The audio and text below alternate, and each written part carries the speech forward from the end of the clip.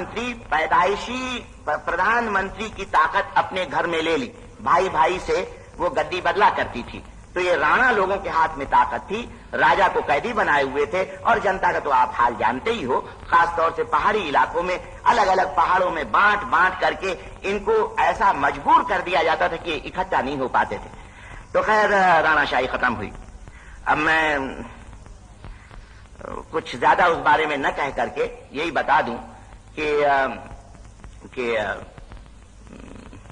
जब राणाशाही को खत्म करने का जमाना था तो हिंदुस्तान की सरकार या और कोई भी दल इस काम को करने को तैयार नहीं थे, उनके जो भी सबब रहे हों।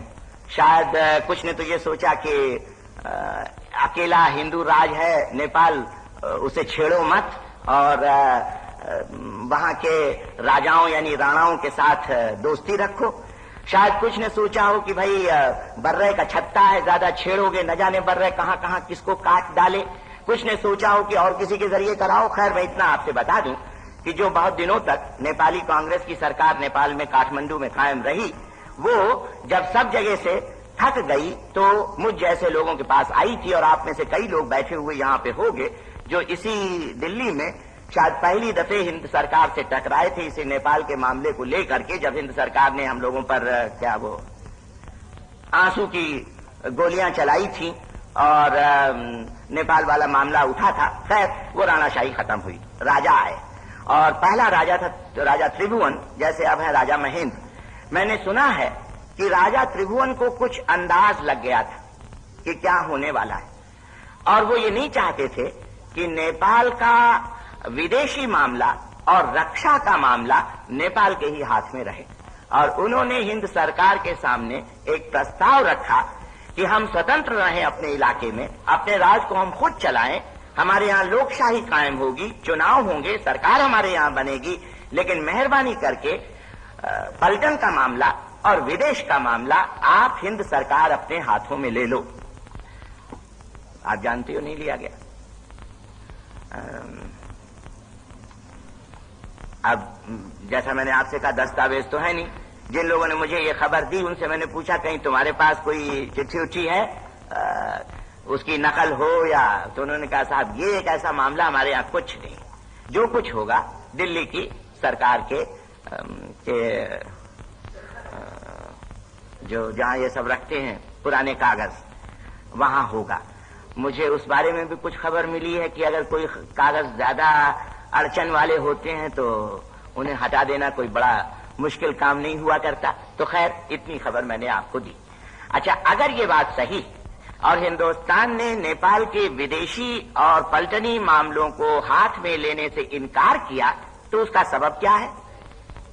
साफ है कि हिंदुस्तान का दिमाग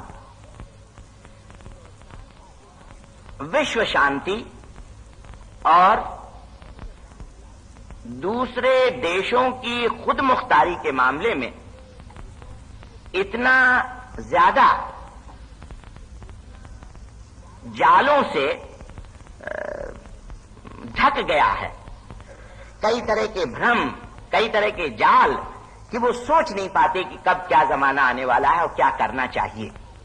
उन्होंने ये अंदाज लगा रखा था कि अब तो दुनिया शांति की तरफ जा रही है, कुछ बिगाड़ होने वाला है नहीं, चीन हमारा दोस्त है, तो हिंदुस्तान अगर नेपाल के विदेशी और पलटनी मामले अपने हाथों में लेता है तो बेमतलब बाकी दुनिया को यह कहने का मौका दे देता है कि हिंदुस्तान तो विस्तारवादी है, हिंदुस्तान तो अपना फैलाव कर रहा है।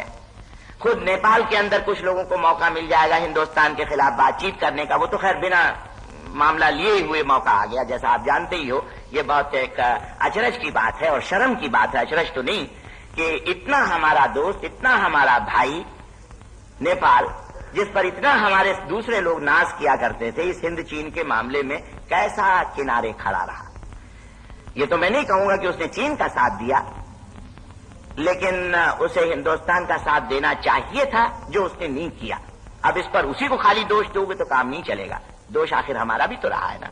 एक तो मैंने अभी आपको मिसाल दी, क्योंकि हिंदुस्तान ने नकली और झूठे विश्व आजादी के मोह में फंसकर अपने हिमालय की और उत्तर की नीति को ठीक नहीं चलाया, ये काफी बड़ा सबूत हो जाता है। उसके अलावा और भी मैं आपको सबूत देता हूं। भूटान और ये जो जिला सिक्किम है, बार बार मैं इसको जिला ही कहना चाहूंगा, कुछ बातों में सिक्किम का राजा जरूर एक जमींदार के मुकाबले में ज्यादा ताकत वाला है। तो भूटान और सिक्किम की जनता लोकशाही के लिए पिछले कई वर्षों से लड़ रही। सैकड़ों की तादाद में लोग जेल गए। जिस तरह से नेपाल में तो हजारों की तादाद पहुंच गई थी, फिर एक बार तो मामला ऐसा हो गया कि छोटी मोटी लड़ाई भी हो गई थी और आरजी हुकूमत कायम हुई थी विराटनगर वगैरह में। तो उस तरह से भूटान और सिक्किम में कोई पलटनी लड़ाई तो नहीं हुई वहां के राजाओं के खिलाफ, लेकिन सत्याग्रह वाली, जेल जाने वाली लड़ाइयां दोनों जगह हुई, भूटान में फैल नहीं पाई। उसका सबब यह रहा कि भूटान तो बहुत दूर रहा, यहां हमारे जैसे लोगों का आना जाना तो वहां बिल्कुल बंद था, खबरें तक नहीं पहुंच पाती थी। और एक किस्सा पता नहीं कहां तक सही है, आजादी के लिए लड़ने वाले एक नेता कहो, कार्यकर्ता कहो, अब वो बेचारे वहां पर उस इलाके में इतना ज्यादा आतंक, इतना अज्ञान कि जो भी 10-5 आदमी आए वही कार्यकर्ता, वही नेता। तो एक नेता को हुकूमत ने, भूटान की हुकूमत ने जिंदा एक बोरे में बांध दिया और उसे एक नदी में फेंक दिया। इस तरह की कई एक घटनाएं हुई हैं, लेकिन एक का तो मुझे नाम समेत पता दिया गया। और भूटान और सिक्किम में एक खास बात ध्यान देने वाली ये है कि हालांकि वहां की दरबारी और राजा की जात और उनके कुटुंब तिब्बती पैदाइश के हैं, तिब्बती नहीं, तिब्बती पैदाइश के, लेकिन लोगों की जनसंख्या का बड़ा हिस्सा नेपाली पैदाइश के। अब ये बात बिल्कुल साफ हो जाती कि अगर नेपाल के साथ हम लोगों की नीति ठीक ठाक रही होती और नेपालियों का मन हिंदुस्तानियों के मन के साथ एक मित्रता या भाईचारे के धागे में बंध गया होता, तो फिर भूटान और सिक्किम का मामला अपने आप हल हो जाता, क्योंकि भूटान और सिक्किम की जनसंख्या का बड़ा हिस्सा नेपाली पैदाइश का है और वो सारा असर पड़ता। क्योंकि उस जमाने में जब नेपाली लोग मुझे भी कुछ अपना आदमी समझते थे, तो जहां कहीं इन इलाकों में मैं चला जाता था, बड़े प्रेम और आदर के साथ वो मुझसे मिला करते थे। अब वो चीज नेपाल के साथ बढ़ क्यों नहीं पाई? तो थोड़ा तो मुझे इस पर गुस्सा वक्ती आ ही जाता है, लेकिन उसको मैं अभी हटाए देता हूं। खाली जो बड़ी बात है वो आपके सामने रखे देता हूं। रहा ये कि जिन लोगों से हमारी दोस्ती थी और 6-7 बरस चली, जब पिटना था तब दोस्ती थी, और जब वो काठमांडू की गद्दी पे बैठे तब उनकी दोस्ती दिल्ली के साथ हो गई, तो इसमें कोई अचरज नहीं करना चाहिए। ये आसपास पड़ोस की जितनी गद्दियां हैं उनमें आपस में एक खिंचाव, एक कशिश अपने आप हो जाएगी। जो दिल्ली की गद्दी पे बैठेगा वो काठमांडू की गद्दी को जरूर अपनी तरफ खींचेगा, और काठमांडू वाला छोटी गद्दी है वो दिल्ली के साथ जरूर दोस्ती करने की कोशिश करेगा। ये नामुमकिन बात है कि वो अपने पुराने जमाने के विद्रोह या लड़ाई के जमाने के दोस्तों को याद रख करके गद्दी की भी लड़ाई को चलाते रहे। तो ये तो मैंने समझ लिया था, इस पर मुझे किसी तरह का भी अचरज या दुख नहीं हुआ। लेकिन एक बात बिल्कुल साफ कि नेपाल के साथ जो भी हिंदुस्तान ने रवैया अपनाया वो क्या था? कूटनीति का था, चतुराई का था। कूटनीति और चतुराई होना क्या चाहिए? सिर्फ पड़ोसी नहीं, बहुत नजदीकी पड़ोसी, रिश्तेदारी है, भाई है। वो चीन और रूस वाला भाई नहीं, जैसा कि रूसी कहता चीन तो हमारा भाई है, वो तो खाली दिमागी भाई है। यहां तो भाईपना बिल्कुल एक ही मुल्क का जैसा है। तो उस नेपाल के साथ कौन सी नीति चलानी चाहिए थी? कूटनीति नहीं, लोकनीति, लोगों की नीति। वैसे तो आज पूरी दुनिया में अंतर्राष्ट्रीय संबंध ज्यादा कूटनीति पर चलाने ही नहीं चाहिए। आप जानते हो कि रूस के सबसे अच्छे दोस्त, चीन के सबसे अच्छे दोस्त कौन होते हैं? कूटनीति वाले नहीं। अब जैसे रूस की हिंदुस्तान के साथ दोस्ती कूटनीति वाली, लेकिन रूस की रोमानिया या पोलैंड या चेकोस्लोवाकिया या चीन या जो मुख्तलिफ देशों की कम्युनिस्ट पार्टियां हैं उनके साथ दोस्ती कूटनीति वाली नहीं, वो लोकनीति वाली है, वो विचार वाली है। वो इनकलाब के लिए लड़ने वालों में जो मोहब्बत होती है वैसी नीति है, तो लोकनीति है, राजनीति। मुझे ऐसा लगता है कि हिंदुस्तान की सरकार ने नेपाल के साथ अपना संबंध ज्यादा कूटनीति के आधार पर रखा। वहां की जनता के संगठन के साथ संबंध गहरा नहीं रखा। आप कह सकते हो कि कांग्रेस पार्टी की सरकार है, अगर कांग्रेस पार्टी सीधे नेपाल के मामलों में दखल देने लग जाए तो कुछ नेपाली लोगों को बुरा लगे और वो एक मौका ढूंढ करके हिंदुस्तान के खिलाफ जिहाद बोल दें, ये भी मैं मान लेता हूं। तो ऐसी हालत में हर एक सरकार ये कोशिश किया करती है कि जनता के अंदर कुछ ऐसे संगठन खड़ा कर दे कि जिनके कामकाज के लिए उनको कोई जिम्मेदारी ना आए और उनके जरिए से वो लोक नीति चलाया करे। क्योंकि आखिर को नेपाली हमारे पड़ोसी सिर्फ नहीं, हमारे भाई। जो भी नेपाली 80 लाख 90 लाख हैं, उनका मन, उनके खाने पीने का स्तर, उनके रहने का स्तर, उनकी विचारधारा, उनके सोचने के तरीके, जब तक ये पक्की तौर से एक तरफ आजादी पसंद और दूसरी तरफ सच्चे मानी में विश्व शांति वाले और हिंदुस्तान से दोस्ती वाले नहीं बनते, तब तक नेपाल के साथ हमारा संबंध ठीक रह नहीं सकता, खाली कूटनीति के आधार पर नहीं। और मुझे शक होता है कि जब नेपाल के राजा दिल्ली सरकार से बात करते थे, तब बात की तराजू को ऐसी डंडी मार दी जाती थी कि नेपाल का राजा भी अपने मन में थोड़ा खुश हो ले कि हिंद सरकार मेरे जैसा कुछ सोच रही, या कम से कम मेरे कामों में दखल नहीं देगी। और जब नेपाली कांग्रेस के नेता दिल्ली सरकार से बात करते थे, तब बात के तराजू की डंडी कुछ ऐसी मार देती थी दिल्ली सरकार कि नेपाली जनता का प्रतिनिधि सोच बैठता था कि दिल्ली सरकार कुछ हमारी तरफ झुकी हुई है। और मैं ये बहुत दृढ़ता के साथ कहना चाहता हूं कि ऐसे मामलों में सरकार को दोनों के साथ बिल्कुल एक जैसी बात करनी चाहिए थी, कुछ हेर फेर नहीं, बिल्कुल खुली एक सी, बिना लल्लो चप्पू की, बिना डंडी मारे हुए, ताकि नेपाल के राजा और नेपाल के प्रधानमंत्री दोनों को अच्छी तरह मालूम हो जाता कि दिल्ली सरकार की क्या राय है, कोई गलतफहमी की गुंजाइश नहीं रहती। और हिंदुस्तान के राजनीतिक पार्टियों या संगठनों में ऐसे लोग रहते, संगठन रहते कि जो नेपाल के पार्टी और संगठनों के साथ न सिर्फ ऊपरी भाईचारा रखते, बल्कि विचार का, मन का भाईचारा। ऐसे भाईचारे से क्या फायदा कि नेपाल की गद्दी को खाली इस्तेमाल कर लिया जाए इसलिए कि कभी कोई अंतर्राष्ट्रीय सम्मेलन हो तो वो भी 4 आदमी बैठ जाएं, हम भी 4 आदमी बैठ जाएं, आपस में कुछ थोड़ा एक मोहब्बत की बातें हो जाएं, और जरूरत पड़ने पर जब चुनाव आए तो हम उनको कुछ रुपयों की मदद कर दें अगर हो सके तो, या हमारे चुनाव आए तो वो हमको कुछ रुपयों से मदद कर दे। इस तरह से राष्ट्र की नीतियां नहीं चला करती। नेपाल से हमारी दोस्ती के मानी होते थे कि नेपाल के अंदरूनी राजनीति में चाहे सरकार, चाहे गैर सरकार, चाहे कोई राजनीतिक पार्टी के जरिए से विचार और कर्म का ऐसा संबंध जोड़ा जाता कि दोनों इलाके के लोगों का मन एक दिशा में चलता। जब मन एक दिशा में चलता तब ताकत होती। चीन की क्या ताकत? यही तो उसकी ताकत है। चाहे वो राक्षसी ढंग से इस काम को करता, मुझे उसका काम कतई पसंद नहीं, लेकिन चीन की ताकत इसलिए बढ़ जाती है कि चीन इन सब इलाकों के लोगों का मन ऐसा बदलता है कि उसके मन के साथ गुथ जाता है, फिर सब इलाके के लोग एक दिशा में चल पड़ते हैं। नेपाल में ऐसा नहीं हुआ। इतना तो मुझे आपको नेपाल, भूटान, सिक्किम के बारे में कहना था। अब भी बदलें उस नीति को। एक बार तो मैंने ये सलाह दी थी, मामला तो बहुत बिगड़ गया है।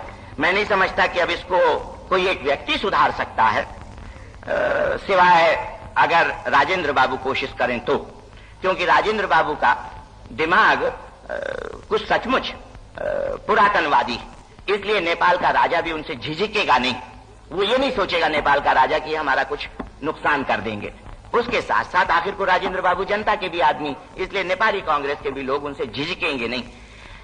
अभी तक जितना मैं सोच पाया हूं, इस इस तोड़ के मौके पर अगर मान लो फैलाव का मौका होता तो और लोग भी इस काम में हाथ अपना लगा सकते थे, लेकिन आज तोड़ के मौके पर अगर राजेंद्र बाबू कुछ अपनी तरफ से पहल करें और नेपाली राजा और नेपाली कांग्रेस के नुमाइंदा, जिनमें से बहुतेरे अभी जेलों में बंद हैं, दोनों में कुछ मोहब्बत की शुरुआत करा देते तो अच्छा होता। जरूरी नहीं है कि कोई उनकी जिम्मेदारी वाली हुकूमत कायम हो जाए, मंत्री वगैरह बन जाए, ये सब तो उनके अपने निजी मामले हैं, लेकिन कम से कम एक शुरुआत हो जाए। और फिर हाँ, मैं भूला जा रहा था, एक चीज और आपको मैं बता दूं कि कुछ दिल्ली सरकार के एक तरीके की नकल आसपास पड़ोस के भी प्रधानमंत्री और राजा कर लिया करते हैं, और वो तरीका बड़ा खतरनाक है, जो मैं बहुत बार बता चुका हूं कि बिन लगाव वाली नीति जरूर कहते हैं कि हम अमेरिका के खेमे से भी अलग हैं और रूस के भी खेमे से अलग हैं, लेकिन दरअसल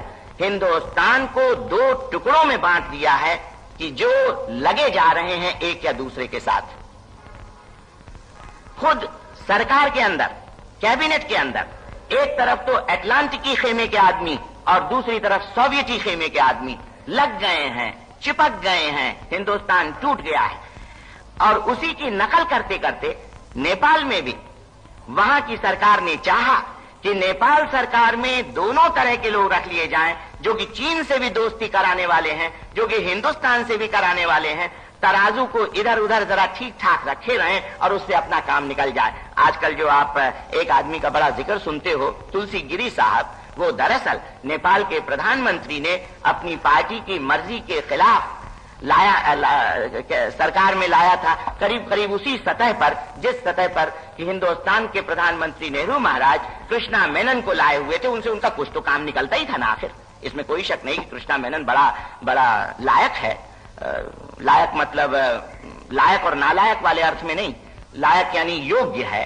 किसी एक काम को उन्हें दे दिया जाए तो उसको वो अपने मालिक के लिए बड़ी खूबी के साथ पूरा कर सकेंगे, इसमें तो कोई शक ही नहीं। उनको ये काम दे दिया गया कि तुम सोवियत खेमे से दोस्ती करो। उस बेचारे ने दोस्ती की, दोस्ती करते करते वो भी उनका गहरा दोस्त बन गया, इतना गहरा दोस्त बन गया कि हिंदुस्तान हो गया नंबर 2 और सोवियत खेमा हो गया नंबर 1। और उसकी देखा देखी आज आप देखते हो कि पूरे मुल्क का एक हिस्सा सोवियत खेमे के साथ जुड़ गया है। और मैं और किसी मौके पे इस बात को कल या परसों कहूंगा जरा विस्तार के साथ, लेकिन इस पर आप ध्यान देना कि बहुत से पढ़े लिखे लोगों में आज हिंदुस्तान और चीन की लड़ाई ने इतना ज्यादा असर नहीं किया है जितना मुल्क के अंदर की लड़ाई ने। एक तरफ है दक्षिणपंथी लोग और दूसरी तरफ है वामपंथी लोग। दक्षिणपंथी चिल्लाते हैं कि ये कम्युनिस्ट खत्म है, ये बदमाश है, इनको खत्म करो। वामपंथियों ने सारे हिंदुस्तान को बिगाड़ रखा है, या कम्युनिस्टों ने। और कम्युनिस्ट और उनके साथ वाले, मैं कम्युनिस्ट तो अब नहीं कहना चाहूंगा, 8 सितंबर वाले, सच पूछो तो उनका नाम 8 सितंबर वाले कहना चाहिए, जो 8 सितंबर वाले जिनका कभी कभी झुकाव 7 नवंबर की तरफ भी हो जाया करता है। तो 8 सितंबरी लोग, उनका खाली एक पेशा रह गया है, वो दक्षिणपंथी, वो करोड़पतियों का आदमी, वो बड़ा पीछे देखू है, वो साम्राज्यशाही का एजेंट है।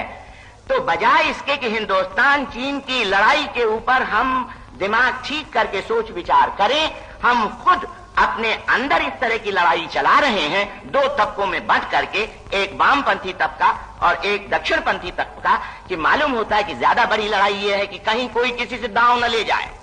इसी लड़ाई को ज्यादा जोर से चलाते रहो तो खैर ये मामला फिर कभी आएगा। अभी मैं आपसे बता दूं कि नेपाल में भी शुरुआत हो गई थी, क्योंकि नेपाल के प्रधानमंत्री ने भी चाहा कि वो अपने सरकार और कैबिनेट को उसी तरह से अखाड़ा बना दे जिस तरह से हिंदुस्तान के प्रधानमंत्री ने बना रखा था। और अगर हिंदुस्तान का प्रधानमंत्री इस काम को करते हुए मजा ले रहा था तो नेपाल वाला क्यों न ले। मैंने तो एक आध दफे अपने भाषणों में कहा कि भाई हिंदुस्तान 45 करोड़ का देश है, बहुत कुछ बेवकूफियां करके भी वो और उसका प्रधानमंत्री जिंदा रह सकता है, और तुम हो 80 लाख वाले, तुम अगर उसकी नकल करोगे तो बड़ी बुरी तरह से पिटोगे। और खैर आखिर को वो पिटा, लेकिन उस पिटने से फायदा किसका क्या होता है। तो ये तो इतना तो मैंने आपको नेपाल के बारे में कहा। अब तिब्बत की बात जो बहुत बार मैं दोहरा चुका हूं, उसे तो खाली गिना देता हूं। क्या बहुत देर बोल गया? कितना? नहीं, अब हमको भी तो आखिर दे।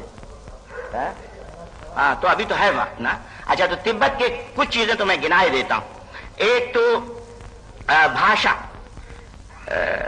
दूसरे लिखावट लिपि, तीसरे रहन सहन, चौथे धर्म, पांचवें जमीन का ढलाव और छठे इतिहास और सातवें लोक इच्छा, इन सातों कसौटियों पर तिब्बत चीन का हिस्सा हरगिज नहीं है।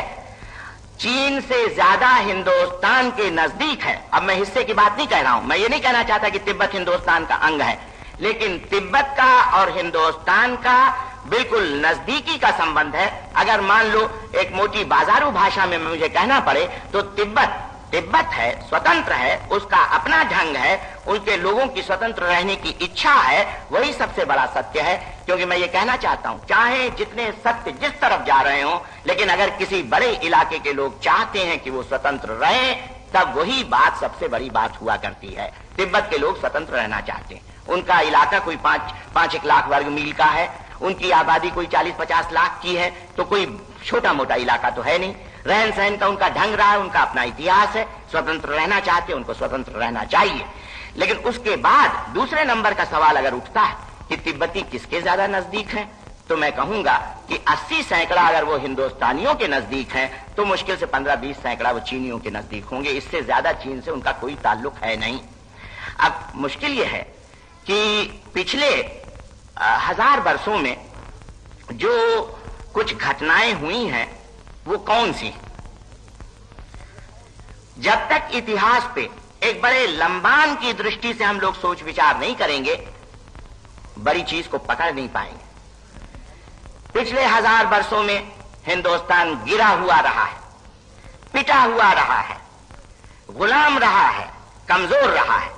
और जब मैं ये बात कहता हूं तो कोई एक सेकंड के लिए ये मत सोच बैठना हिंदू मुसलमान का मामला, कोई मतलब नहीं हिंदू मुसलमान से।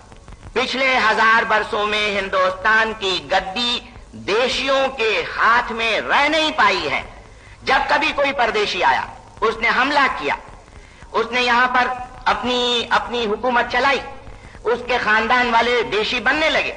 जैसे ही वो देशी बनने लगे, वैसे ही वो नपुंसक और कमजोर हो गए। फिर कोई परदेशी आया और उसका गला दबोच करके अपनी हुकूमत बना ले गया।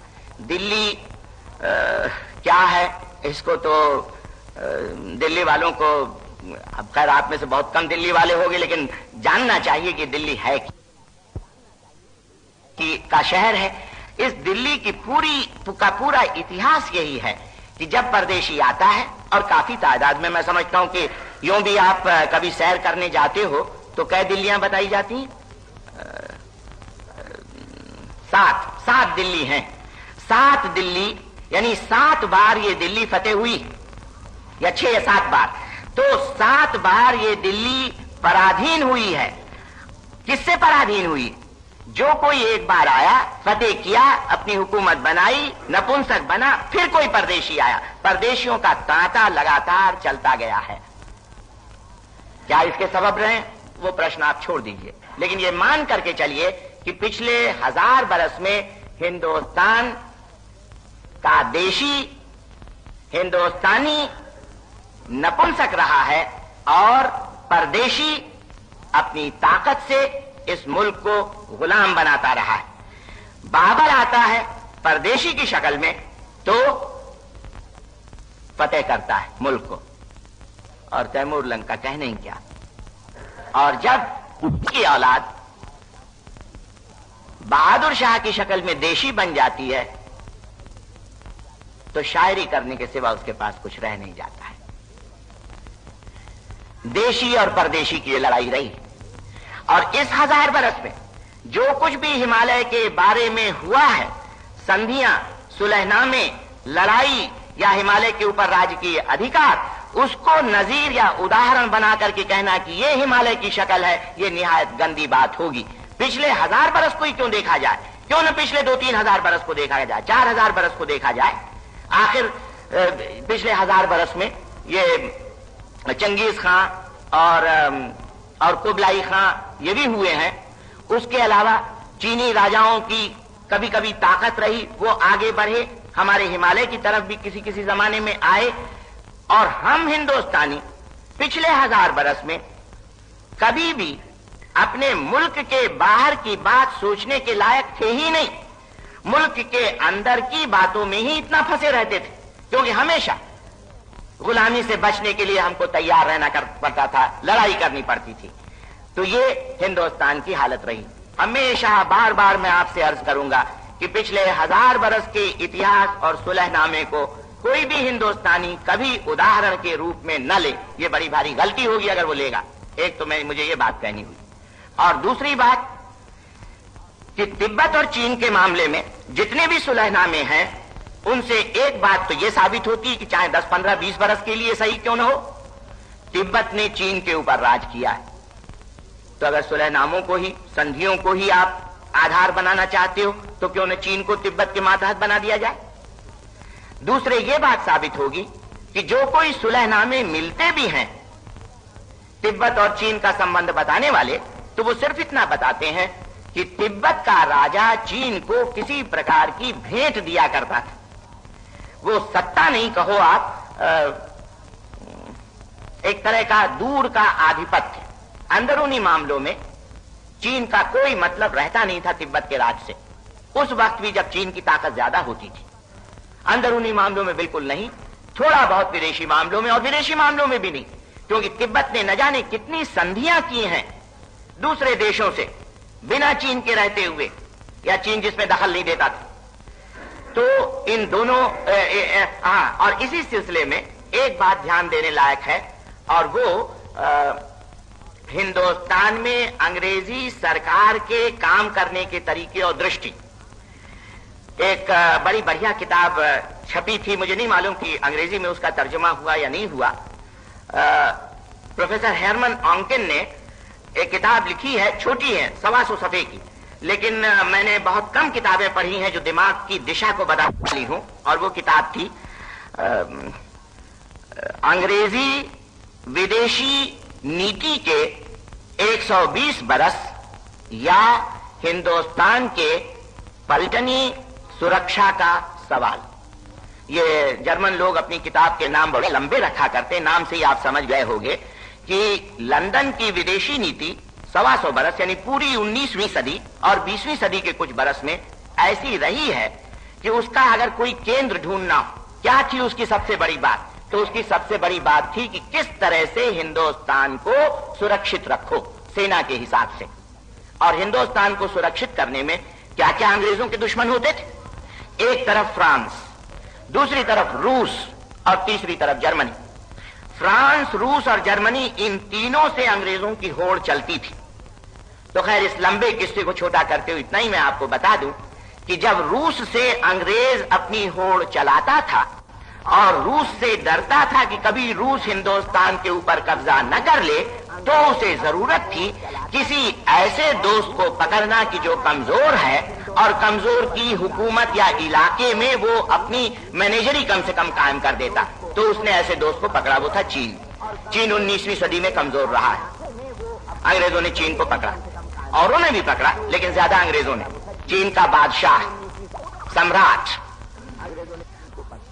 और जो भी संधि सुलह खाने थे, बड़े लचर थे, बड़े पतले थे, उनका सहारा लेकर के चीन के आधिपत्य को तिब्बत पर कायम किया कानूनी ढंग से, और उसको असल में चलाया खुद अंग्रेजों ने, क्योंकि वो चीन की तरफ होकर के बोल सकते थे, कर लेते थे। और इनका ये नया तरीका नहीं। हिंदुस्तान में भी जब उन्होंने अपनी हुकूमत कायम की तो शुरू में अपने नाम से उन्होंने राज नहीं चलाया, राज चलाया मुगल के नाम पर और खुद बन गए मनीजर। या बंगाल में जब उन्होंने अपनी पहली हुकूमत कायम की तो पहले 5-10 बरस कोई अंग्रेजों की सीधी हुकूमत थोड़ी थी, वो तो नवाब की थी, और नवाब के नाम पर ये मनीजर बन गए थे, मुनीम बन गए थे, नवाब के मुनीम थे। ये अंग्रेजों का तरीका रहा है। हर अकलमंद कौम का रहता है जो दुनिया के ऊपर, अकलमंद मत कहो, अकलमंद और बदमाश कौम का, कि जो दुनिया के ऊपर राज करना चाहता है कि शुरू में वो अपने नाम से राज नहीं करता, किसी दूसरे के नाम पर, लेकिन खुद राज चलाता है। तो जब चीनी लोग अंग्रेजों की नजर देते हैं कि अंग्रेजों ने मान ली थी भाई तिब्बत के ऊपर चीन की सत्ता, तो अंग्रेजों ने तो इसलिए मानी थी कि चीन का राजा नपुंसक कमजोर था, उसकी सत्ता को मान लिया और उस सत्ता का इस्तेमाल इन्होंने खुद किया। तिब्बत के ऊपर इनका सिक्का चलता था। तो अंग्रेजों का मान लेना तिब्बत के ऊपर चीन की सत्ता कोई मतलब नहीं रखता। ये तो 19वीं सदी की होड़ का नतीजा रहा है, उनके अपने अंतर्राष्ट्रीय रिश्तों को चलाने का तरीके का नतीजा रहा है। और जब चीन वाले कहते कि ये मैकमोहन रेखा तो अंग्रेजों की बनाई हुई साम्राज्यशाही की रेखा है। मैं खुद कहता हूं ये साम्राज्यशाही की रेखा है। मैकमोहन रेखा असली रेखा नहीं। असली रेखा बनानी तो कहीं और जाएगी।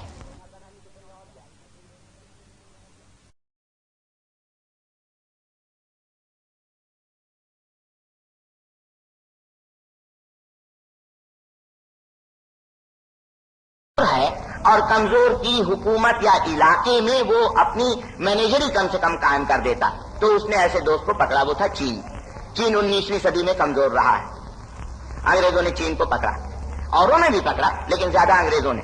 चीन का बादशाह, सम्राट, और जो भी संधि सुलहनामे पुराने थे, बड़े लचर थे, बड़े पतले थे, उनका सहारा लेकर के चीन के आधिपत्य को तिब्बत पर कायम किया कानूनी ढंग से, और उसको असल में चलाया खुद अंग्रेजों ने, क्योंकि वो चीन की तरफ होकर के बोल सकते थे, काम कर लेते थे। और इनका ये नया तरीका नहीं। हिंदुस्तान में भी जब उन्होंने अपनी हुकूमत कायम की तो शुरू में अपने नाम से उन्होंने राज नहीं चलाया, राज चलाया मुगल के नाम पर और खुद बन गए मैनेजर। या बंगाल में जब उन्होंने अपनी पहली हुकूमत कायम की तो पहले 5-10 बरस कोई अंग्रेजों की सीधी हुकूमत थोड़ी थी, वो तो नवाब की थी, और नवाब के नाम पर ये मैनेजर बन गए थे, मुनीम बन गए थे, नवाब के मुनीम थे। ये अंग्रेजों का तरीका रहा है। हर अकलमंद कौम का रहता है जो दुनिया के ऊपर, अकलमंद मत कहो, अकलमंद और बदमाश कौम का, कि जो दुनिया के ऊपर राज करना चाहता है, कि शुरू में वो अपने नाम से राज नहीं करता, किसी दूसरे के नाम पर, लेकिन खुद राज चलाता है। तो जब चीनी लोग अंग्रेजों की नजीर देते हैं कि अंग्रेजों ने मान ली थी भाई तिब्बत के ऊपर चीन की सत्ता, तो अंग्रेजों ने तो इसलिए मानी थी कि चीन का राजा नपुंसक कमजोर था, उसकी सत्ता को मान लिया और उस सत्ता का इस्तेमाल इन्होंने खुद किया। तिब्बत के ऊपर इनका सिक्का चलता था। तो अंग्रेजों का मान लेना तिब्बत के ऊपर चीन की सत्ता कोई मतलब नहीं रखता। ये तो 19वीं सदी की होड़ का नतीजा रहा है, उनके अपने अंतर्राष्ट्रीय रिश्तों को चलाने का तरीके का नतीजा रहा है। और जब चीन वाले कहते हैं कि मैकमोहन रेखा तो अंग्रेजों की बनाई हुई साम्राज्यशाही की रेखा है, मैं खुद कहता हूं ये साम्राज्यशाही की रेखा है। मैकमोहन रेखा असली रेखा नहीं। असली रेखा बनानी तो कहीं और जाएगी। लेकिन पहले तो मैं ये सबब आपको देना चाहता हूं कि मैकमोहन रेखा तो अंग्रेजों की बनाई हुई है, साम्राज्यशाही की है, लेकिन तिब्बत के ऊपर चीन का आधिपत्य साबित करने के लिए वही अंग्रेजों की कायदे कानून और जुमले और अंग्रेजों के लिखे हुए बातों को चीनी लोग क्यों इतनी अहमियत देते हैं? एक को तो कह देते थे साम्राज्यशाही की, और उन्हीं अंग्रेजों की बातों को सिर पे चढ़ा करके कहते हैं नजीर की तरह, देखो अंग्रेजों ने भी मान ली, तुम कौन होते हो इससे इनकार करने वाले। मैं कहना चाहता हूं कि तिब्बत के ऊपर चीन की प्रभुसत्ता मानने के लिए अंग्रेजों की साम्राज्यशाही की चालें बहुत बड़ा सबब रही हैं, और इसलिए उसके लिए कोई खास उदाहरण नहीं दिया जा सकता। अब ये मैकमोहन रेखा के मामले में अब वो तिब्बत का जो कैलाश मानसरोवर वगैरह का इलाका है, मनसर का एक प्रमाण मैंने दिया ही है। उसके अलावा मोटा सा सवाल है, कौन कौम है जो अपने बड़े देवी देवताओं को परदेश में बसाया करती? छोटे मोटे को तो बसा भी दे, लेकिन बड़ों को, शिव और पार्वती जैसों को परदेश में बसाए, ये कभी हुआ है? अब ये कब बसाया मैं नहीं कह सकता। शिव पार्वती के किस्से कब गढ़े गए, मैं तो बिल्कुल एक आधुनिक आदमी की तरह बोल रहा हूं। हो सकता है कि कुछ आधुनिक लोग कहें कि ये क्या अंतर्राष्ट्रीय बहस में, कूटनीति की बहस में शिव पार्वती को लाते हो, तो मैं ये मानकर चलता हूं कि किस्से गढ़े, कभी ये किस्से बनाए गए, हिंदुस्तानियों ने बनाए। कब बनाए इसके ऊपर तहकीकात करो, लेकिन मान लो 400-500 बरस पहले बनाए। जब ये किस्से बनाए गए तब कैलाश और मानसरोवर हिंदुस्तान का हिस्सा जरूर रहा होगा, तभी तो आखिर कैलाश और मानसरोवर में इन बड़े देवी देवताओं को जाके बसाया, नहीं तो और कहीं नहीं बसाते। तो खाली पिछले 200-400 बरस की टूटी फूटी सरी किसी सुलहनामे को या दस्तावेज को लेकर साबित कर देना कि तिब्बत चीन के साथ जुड़ा हुआ है, तो कोई मतलब नहीं रखता है ना। तिब्बत में कैलाश और मानसरोवर का इलाका है, कैलाश और मानसरोवर हिंदुस्तान का कभी न कभी रहा होगा, ये बात बिल्कुल तय है। एक तो मंसर के सबब से, एक के कैलाश मानसरोवर के सबब से। और खैर जमीन का ढलाव वगैरह तो है ही है। जो मानसरोवर से नदियां निकलती हैं वो हिंदुस्तान की तरफ बहती हैं, और जो चीन की तरफ बहती, वहां मान लो जल स्रोत या पानी के बहाव, जमीन का ढलाव, ये सब सबब जो आया करते हैं, जिनके ऊपर हिंदुस्तानी और चीनी अफसरों ने बड़ी लंबी चौड़ी बातें की हैं। तो उस इलाके को ले लो जहां की नदियां चीन की तरफ बहती, लेकिन इधर जहां बहती हैं वो तो बिल्कुल साफ कैलाश और मानसरोवर और पूर्व वाहिनी ब्रह्मपुत्र का इलाका है। इसीलिए बार बार मुझ जैसे लोगों ने कहा है कि मैकमोहन रेखा हिंदुस्तान और चीन की रेखा तो है ही नहीं, थी नहीं, हो नहीं सकती, होनी नहीं चाहिए।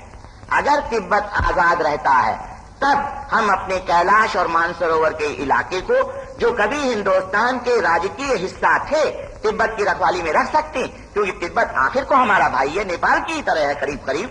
लेकिन अगर तिब्बत आजाद नहीं रहता है तब हिंदुस्तान और चीन के साथ सीमा रेखा मैकमोहन न हो करके और 70, 80, 90 मील उत्तर जाकर के जहां पर कि कैलाश और मानसरोवर है होती है। हिंदुस्तान और चीन के साथ तो सीमा रेखा, अगर ये बदनसीबी रहे कि तिब्बत आजाद न हो, तो सिर्फ कैलाश और मानसरोवर पूर्व वाहिनी ब्रह्मपुत्र रेखा हो सकती। लेकिन अगर तिब्बत आजाद हो जाता है और हम उस कार्रवाई में सफल होते हैं तो हिंदुस्तान और स्वतंत्र तिब्बत की रेखा मैकमोहन रेखा हो सकती है। ये एक हो सकता है आप मुझसे कहो कि यहाँ तो 15 अगस्त 1947 की रक्षा कर ही नहीं पाते हो, जो तुम्हें 1947 को मिला था उसकी रक्षा नहीं कर पाते हो, उसमें भी 8 सितंबर और 7 नवंबर चल रहा है, और तुम तो मैकमोहन से भी 80 मील 90 मील उत्तर जा रहे हो। तो मेरा एक छोटा ही सा जवाब होगा, हिंदुस्तान की गद्दी पर हमेशा नपुंसक लोग नहीं बैठे रहेंगे, इसके अलावा मेरा और कोई जवाब नहीं होता है। और हिंदुस्तान की जनता कभी न कभी इन मामलों पर सोच विचार करके कुछ तय करेगी। तो ये तिब्बत और मानसरोवर और दूसरे इलाके का किस्सा जो मैंने आपके सामने रखा है, उस पर आप गंभीरता से सोच विचार करना। एक खबर मैं आपको दे दूं, एक नक्शा हम लोगों की तरफ से बना है जो इस चीज को सामने लाता है। उस नक्शे के सिर्फ छाप देने से कोई बात हासिल हो जाती सो नहीं, लेकिन आखिर चीनियों ने भी तो अपने नक्शे छापे, और चीनियों ने तो भूल के, लड़ाने के, गलती के, और ये तो एक सही नक्शा है।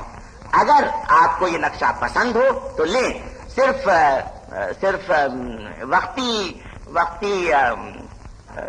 तफरीह के लिए नहीं, बल्कि इस नक्शे को आप अपने घर की दीवार में टांग के रखें ताकि ये चीज आपकी आंखों के सामने और दिमाग के सामने हमेशा रहे।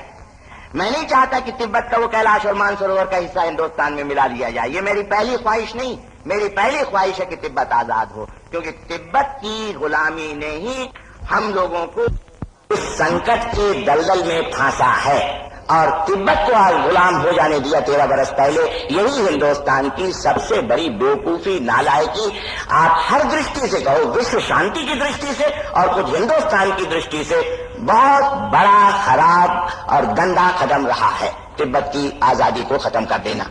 अच्छा, अब ये मैंने आपको कुछ ये भाई हिमालय के बारे में मोटी बातें बता दी। एक चीज से जरूर आप बच के रहना कि इस सब इलाके के बारे में, हिमालय, भाई हिमालय और भारतीय हिमालय, एक गलतफहमी चीनियों ने बड़ी अच्छी तरह से फैलाई। असल में उन्होंने नहीं शुरुआत की, शुरुआत तो की है दूसरों ने। मेरी समझ से जो ये पादरी, क्रिस्तान पादरी हुआ करते थे, बड़े लायक होते थे, कोई कोई बहुत इतिहास भी पढ़ते थे, किताबें लिखते थे, उन्होंने खोज खाज करके एक बात को निकाला कि हिमालय के इलाके में मंगोल लोग बसते हैं।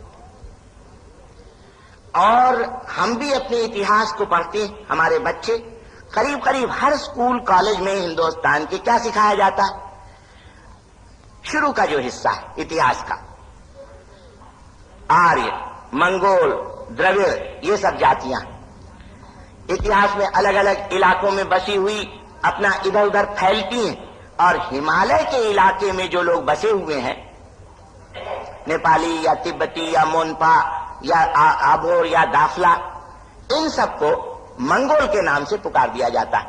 और खुद हम हिंदुस्तानी 45 करोड़ भी एक गलतफहमी के शिकार बन जाते हैं, प्रत्यक्ष अपनी आंखों से देखते हैं। चीनी पीला रंग, चपटी नाक, तिरछी आंखें, और हिमालय के लोग पीला रंग, चपटी नाक, तिरछी आंखें। हिमालय के उन लोगों को छोड़ दीजिए जो भारतीय हिमालय के कुछ कश्मीर के या कुछ मान लो हिमाचल प्रदेश और पंजाब के इलाके में पड़ते हैं, लेकिन ज्यादातर ये तिरछी आंख और चपटी नाक और पीले रंग ने इतना सितम ढाया है हिंदुस्तानी दिमाग के ऊपर कि वो सोच बैठा है कि हिमालय तो ऐसे लोगों से बसा हुआ है कि जो चीनियों के साथ ज्यादा नजदीक है। अब इस संबंध में मैं एक बात आपको बता दूं कि परदेशी को जब हम देखते हैं, अगर बड़ी सावधानी से न देखें, खूब गौर करके एक एक उसके अंग को, तब तक परदेशी के अलग अलग नख शिख को पहचानने में बड़ी कठिनाई हुआ करती है। अपने आपस के जो देशी लोग हैं उनको देख लेना तो आसान होता है, उनका क्या नख शिख है, क्या रंग ढंग है, पहचान भी लेते हैं, दिन रात उनको देखा करते हैं। लेकिन परदेशी सामने आया, बर्मी है, चीनी है, तिब्बती है, नेपाली है, तो इतना फौरन आंखें हमारे दिमाग को संदेशा पहुंचा देती, ये परदेशी। और जहां ये संदेशा पहुंचा कि ये परदेशी, फिर उसके बाद आंखें और दिमाग दोनों ढीले पड़ जाते, ज्यादा गौर से देखते नहीं, समझ बैठते हैं सब एक जैसे हैं, तिरछी आंखें, पीले नाक, चपटे नाक वगैरह वगैरह, ये सब एक जैसे हैं।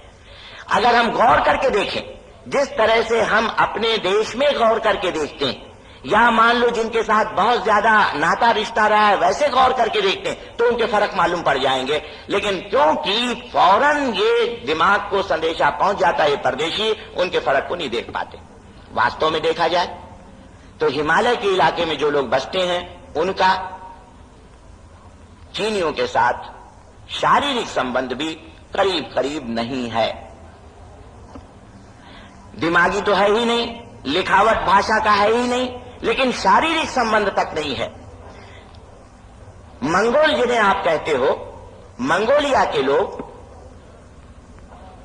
कुबलाई खां और चंगेज खां वाले लोग, उन मंगोल के साथ चीनियों का बहुत कम रिश्ता है। चीनी जनसंख्या 60 करोड़ में से 3/4 से ज्यादा, बल्कि सच पूछो आप 60 करोड़ में एक 50 करोड़ के आसपास, 45-50 करोड़, तो दो जातियों से बनी है। आधार जिनका था 3-4-5 हजार बरस पहले, एक तो हान जाति और एक मंचू जाति। मंगोल से उसका कोई ताल्लुक नहीं था। हान और मंचू, इन्हीं दो के आधार पर चीनी जनसंख्या खड़ी हुई है। और हिमालय के इलाके में जो लोग बसते हैं, अगर उनका 3-4-5 हजार बरस पहले कोई संबंध मंगोल वगैरह से रहा हो, हान और मंचू से तो बिल्कुल नहीं था, मुझे उसमें भी शक है।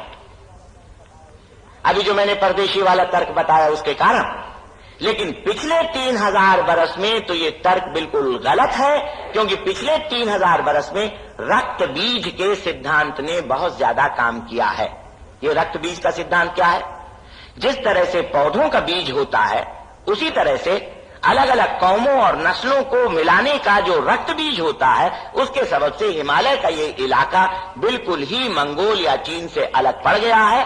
और ये इलाका अपनी अलग खास नख और शिक के हिसाब से हैसियत रखता है, जो हैसियत उसकी अपनी खुद की है, ये मैं मानता हूं। लेकिन अगर किसी के नजदीक ज्यादा है तो वो हिंदुस्तान के नजदीक है, शारीरिक ढंग से भी नजदीक है, क्योंकि भाई हिमालय के तो इलाकों को आप जानते ही हो, लेकिन तिब्बत और नेपाल वाला इलाका, भूटान वाला इलाका या उसके साथ जिला में तो खैर ये बात जरा बड़े मुंह की हो जाएगी।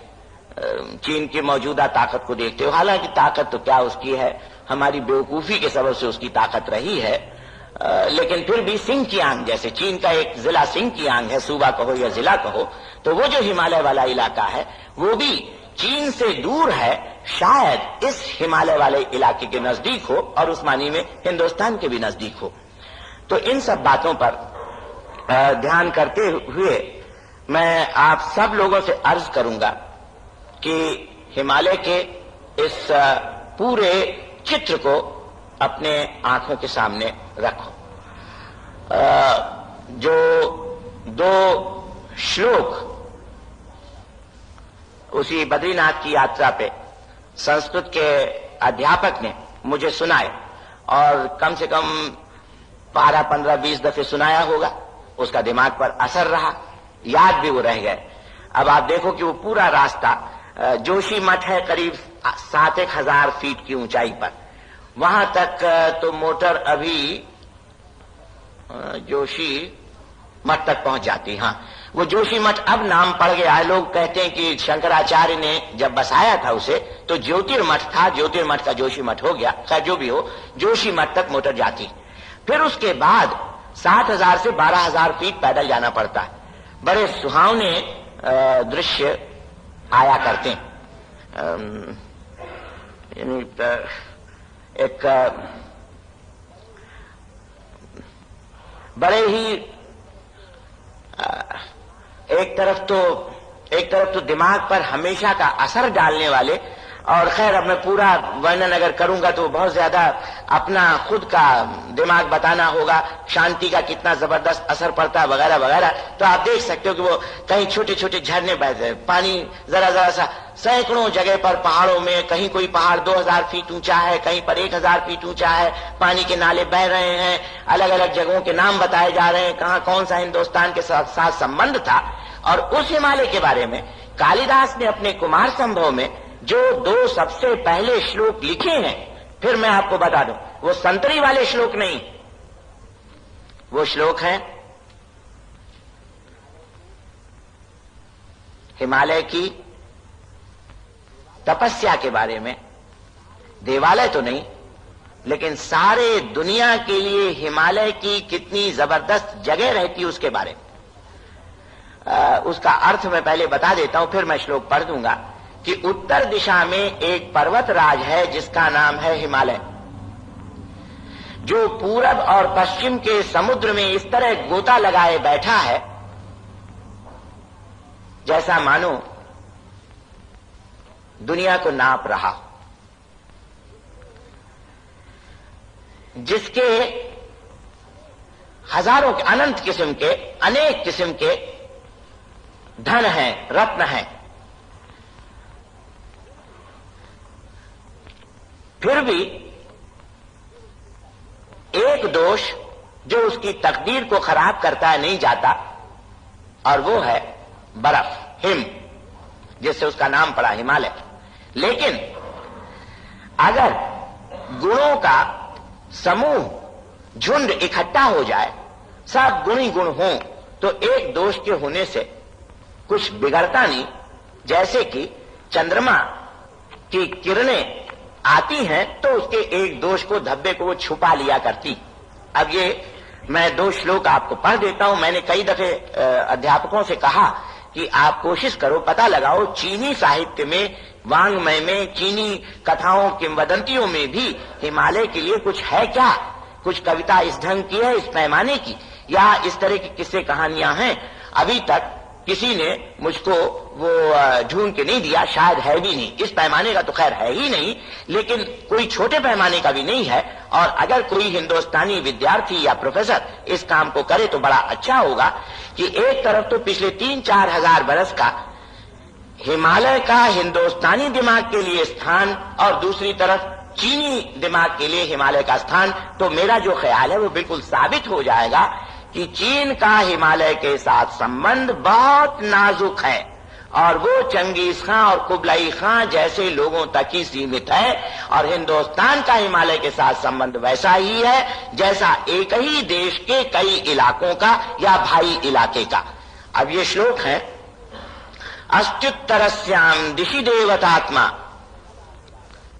हिमालयो नाम नगाधिराज पूर्वा परौ तोय निदिव्यगाय स्थित पृथिव्या इव मानदंड अनंतरत्न प्रभवस्य यस्य हिमं न सौभाग्य विलोपि जातम एको ही दोषो गुण सन्निपाते निमज्जितीन्दो किरणेश्ववांका। अब इस हिमालय की रक्षा करने की पारी आ गई है। मुझे इस सिलसिले में आज नहीं कहना, वो तो और भाषण होंगे, उनमें ये बात सामने ज्यादा आएगी। लेकिन कौन से हिमालय की रक्षा करने का हमारा कर्तव्य इस वक्त हो उठा है, ये मैंने आपके सामने रखा।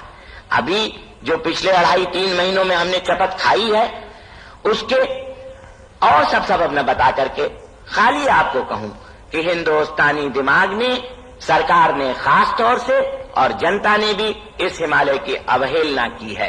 जो हिमालय हमारे साहित्य, हमारी किंवदंती, हमारी कथाओं, हमारे देवालयों के साथ जुड़ा हुआ है। और कैसी अवहेलना की है, उस वक्त जब हिमालय के एक हिस्से पर चीनियों ने अपना कब्जा जमाया, अक्साई चीन का रास्ता बनाने के लिए सिंकियांग और तिब्बत से सड़क, और ये सड़क वाला मामला मैं भूले जा रहा था, मत भूल जाना। एक बार चीन को अपनी प्रभुसत्ता तिब्बत पर कायम करने के लिए अपना सबसे बड़ा जर्नल, वो जो सेनापति भेजा था तिब्बत के ऊपर कब्जा जमाने के लिए, दिखाने के लिए कि हम तिब्बत के मालिक हैं, सर सेनापति किस रास्ते से आया था? गैंगटॉक के रास्ते आया था। हिंदुस्तान ने उसे रास्ता दिया था।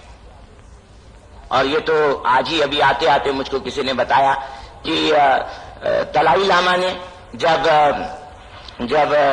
अंग्रेजी राज खत्म हुआ और चीनियों ने तिब्बत की तरफ आंखें उठाई, तो 4 खत लिखे थे, एक अंग्रेजों को, एक अमरीकियों को, एक हिंदुस्तान को, चौथा किसको ये वो साहब उनको याद नहीं रहा, क्योंकि दलाई लामा की किताब निकली है, अभी वो हिंदुस्तान में काफी संख्या में नहीं आई है।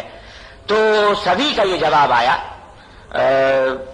अमेरिका का तो ये कि बड़ी दूर है मामला और भूगोलिक कारणों से हम इसमें दिलचस्पी नहीं ले सकते।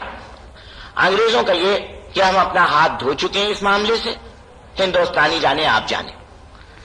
और हिंदुस्तानियों का जवाब कि अच्छा हो आप चीनियों से दोस्ती कर लें।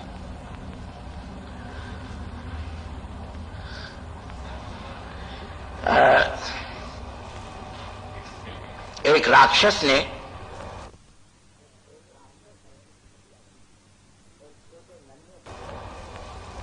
एक छोटे नन्हे बच्चे की हत्या की थी। जिस वक्त यह हत्या हुई थी, उस वक्त हिंदुस्तान में बहुत कम लोग बोले थे,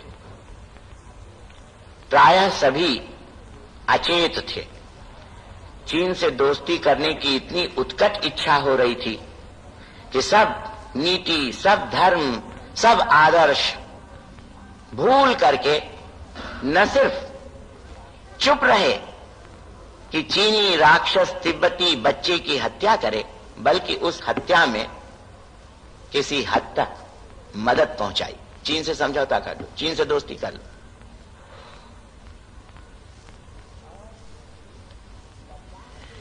और लद्दाख के इलाके पर जब दूसरी बार चीन ने कब्जा किया, 13 बरस पहले तिब्बत पर, 6-7 बरस पहले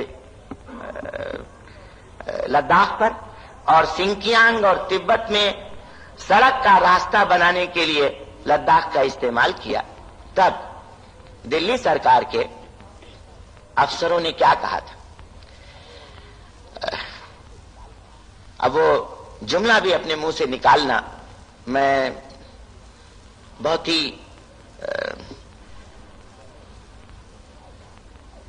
एक ऐसी गंदी चीज है कि मैं समझ नहीं सकता किसी हिंदुस्तानी के मुंह से वो निकल कैसे सकता है जुमला, और सो भी प्रधानमंत्री के मुंह से। और वो था क्या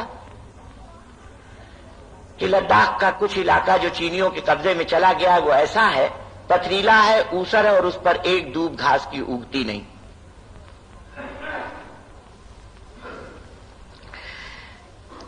इसमें कई दोष, एक दोष हो और कई गुण हो तो वो तो श्लोक में कहा ना छुप जाता है, इसमें तो दोष ही दोष। मातृभूमि का कोई भी टुकड़ा परदेशियों के हाथ में चला जाए, तब उसके बारे में निरादर के शब्द कहना सपूत का काम नहीं, कपूत का काम है।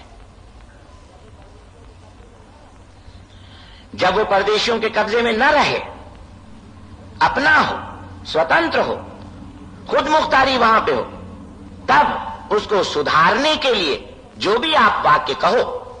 लेकिन जब वो परदेशियों के कब्जे में चला जाए, उस वक्त उसका निरादर करना क्या मतलब रखता है? और सिर्फ इतना ही नहीं, जो हम इतिहास को लेकर के और आज के भूगोल और आज के आर्थिक जीवन को लेके बड़े गुमान के साथ बातें कर दिया करते हैं कि फलाना हिस्सा तो मतलब रखता है, फलाना हिस्सा नहीं रखता, ये जमीन पथरीली, वो जमीन खराब। अब इस बात को कहना बंद करें। एक तरफ तो कहेंगे दुनिया बदल रही, तेजी से बदल रही है, अणुशास्त्र हो रहा है, विज्ञान बढ़ रहा है, और दूसरी तरफ जमीन के बारे में इस तरह से मजबूती के साथ एक पुराने ख्याल को बताएं। क्या मतलब रखता है? खाली घासी हुआ करती, हो सकता है वही जमीन औरों के हाथ में जाकर कुछ ऐसी चीजें पैदा कर दे कि जिससे बाद में हिंदुस्तान की सरकार को सोचना पड़े, कहना पड़े कि अरे वो हिस्सा तो बड़ा ही मतलब वाला था, क्योंकि खाली घासी तो नहीं हुआ करती, कई दफे खनिज पदार्थ भी मिल जाया करते, कई दफे न जाने और कौन सी चीजें मिल जाया करती। तो उस मानी में भी ये जुमला खराब था। तो जो कुछ भी हिमालय के बारे में बातें हुई इधर 13 बरस में, वो इतनी गंदी हुई हैं कि जब तक उनके ऊपर सोच विचार करके हिंदुस्तान के लोग अपना दिमाग नहीं बनाते, तब तक ये अब मामला आगे बढ़ने वाला नहीं, ठीक होने वाला नहीं। कभी हम दुरुस्त कर पाएंगे, इस सवाल को तो मैं कल परसों उठाऊंगा। जो नीतियां हैं विदेशी और रणनीति, उसको भी बाद में ही उठाऊंगा। अभी खाली बार बार मैं आपको यही कह करके खत्म करता हूं कि ये हिमालय निचला पूरा का पूरा और मध्य हिमालय का काफी बड़ा हिस्सा हिंदुस्तान का अंग रहा है, राजकीय अंग रहा है, और बाकी जितना हिमालय है तिब्बत नेपाल जैसा, वो भाई हिमालय रहा है। चीन का उससे कोई सरोकार नहीं रहा, और इसी हिमालय की रक्षा करना है। ताकत का सवाल है, वो ताकत किस तरह की होगी, कब आएगी, ये बात अलग है, लेकिन कम से कम हम अपना दिमाग तो बनाएं कि हिमालय कौन। अगर हमारे दिमागों में फितूर बना रह गया तिब्बत वाला, अंग्रेजी साम्राज्यशाही के दस्तावेजों वाला, मंगोल वाला, या ये कि एक उधर वाली ताकत के साथ दोस्ती रखने के लिए इन सब सच्चे मामलों के ऊपर पर्दा डाल देना है, तब हम हिमालय पर कुछ भी सोच समझ नहीं पाएंगे। तो आज के भाषण को मैं यही खत्म करता हूं कह करके कि आप इस हिमालय की रक्षा के लिए तैयार रहो, और इतना ये भी याद रखना कि एक अभी हिमालय बचाओ सम्मेलन हुआ था, तो उसमें एक संकल्प पास हुआ था। मुझे नहीं मालूम कि वहां कोई संकल्प को लिए बैठे होंगे हैं। तो अगर आपको पसंद आई हो ये बातें और आप हिमालय रक्षा सम्मेलन को, हिमालय बचाओ सम्मेलन को ताकत देना चाहते हो, तो उसके सदस्य बनना। उसका कोई विधान नहीं है, कोई लंबे चौड़े कानून नहीं है, उसके आप सदस्य बन जाओ। अलग अलग इलाकों में उनके खूब सदस्य बनाओ, कमिटियां बनाओ। हो सकता है दिल्ली में कोई बड़ी ताकत हिमालय बचाओ वाली खड़ी हो जाए, जो यहां के लोगों का भी मन बदले, बाकी हिंदुस्तान का मन बदले, तो कोई चीज हाथ लगे। और खैर सोशलिस्ट पार्टी की बातें भी अगर आपको पसंद आती हो, तो उसका भी कोई आदमी अगर बैठा हो, वो तो कल परसों भी बात होगी। अगर आप उसके सदस्य बनना चाहो तो आप बनो। मुझे आपसे एक प्रार्थना और करनी है कि ये जितने भी भाषण हो रहे हैं इनमें खर्चा हुआ है और कल परसों भी होगा। तो अगर आप कुछ पैसे भी देते जाया करो और लोगों को लाओ, उन्हें बताओ कि ऐसे भाषण हो रहे हैं, तो अच्छी मदद होगी। तो ये 4 चीजें मैंने आपको बताई। एक तो नक्शा अगर आप ले जाओ, उसे अपने कमरों में टांगो या जहां कहीं आपके दफ्तर हो उनको टांगो, तो ये चीज आंखों के सामने, दिमाग के सामने हमेशा रहे। उसके अलावा हिमालय बचाओ सम्मेलन की मेंबरी, सोशलिस्ट पार्टी की, और अगर आपसे हो सके तो कोई मदद। तो आज की बात तो मैं ही खत्म करता हूं। एकाएक तो मत उठ जाइए।